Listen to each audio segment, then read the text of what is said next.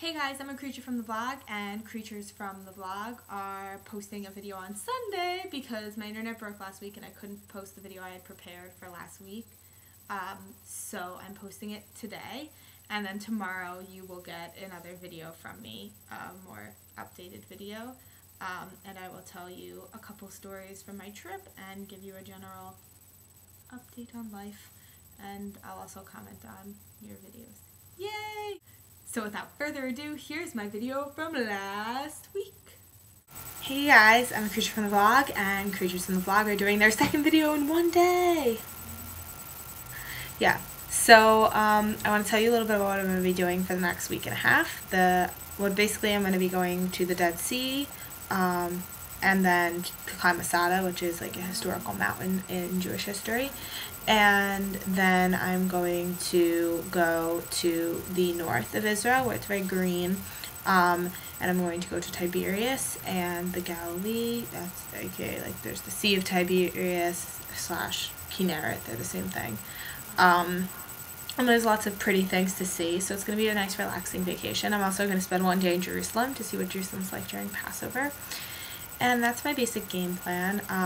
Between going to the Dead Sea and Masada, I'm going to come back to Beersheba to do Seder at somebody's house for Passover. So that's actually the beginning of Passover. And then I'll stay here till the end of Shabbat. And then Sunday, I'll start up again. That's when I'll go to the Galilee and the Golan.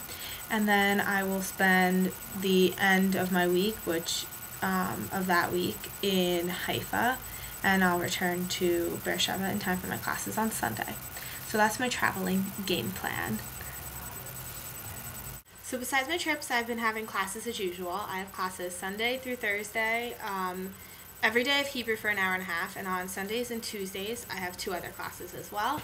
My Hebrew class has been pretty good. It's a little challenging for me because she has to try to, throw the level somewhere between where Hannah is and where I am, and I'm here and Hannah's here, so it's a little crazy, and sometimes I feel really stupid, or I don't really, I don't pick up on what she's teaching as quickly as Hannah because I don't know as many words, and I don't understand the grammar as well, so it's a little rough, but I think I'm improving a lot. I've encountered a lot of people recently who have said to me, wow, your Hebrew has improved so much since you got here. And so that's really encouraging. I still feel like I have not improved enough to even say I can speak Hebrew, but I'm speaking Hebrew every day, so I guess I can say I speak Hebrew, but there's so many things that I want to say that I can't say. And I just have to find other ways to say it, and it just doesn't work quite as well. I don't know, it's frustrating, but that's that. My teacher's really nice. We sing a lot of songs, we do a lot of readings, and we learn a little bit of grammar, and it's a decent class, I think. And then my other classes are Israeli Society from a sociological perspective and a film and media of Israel class. The sociology class is, the professor's a sociologist, but he's actually right-wing, and so it's really interesting to hear his opinions on the Israeli society coming from that perspective, and he's also quite open-minded. He doesn't bother him that I'm very adamantly left-wing. What are you gonna do? So the only thing about that class that's frustrating is we talk to each other a lot. His lectures, he has a lot of questions and he asks us opinions a lot, but he thinks that I don't understand what's going on, and I'm not really sure why, because I can always answer when he asks me something directly. I can always answer.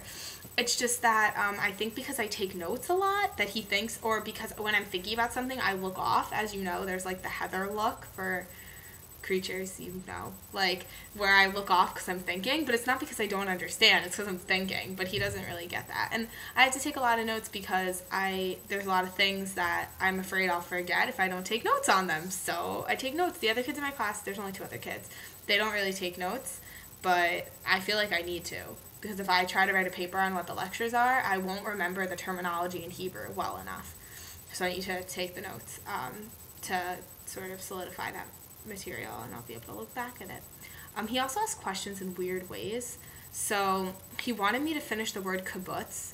I'm using this example because I'm pretty sure that most of you know what a kibbutz is. It's like a little village, communal living situation in Israel that they were really popular back in the day, and they still exist and there are still people who live there.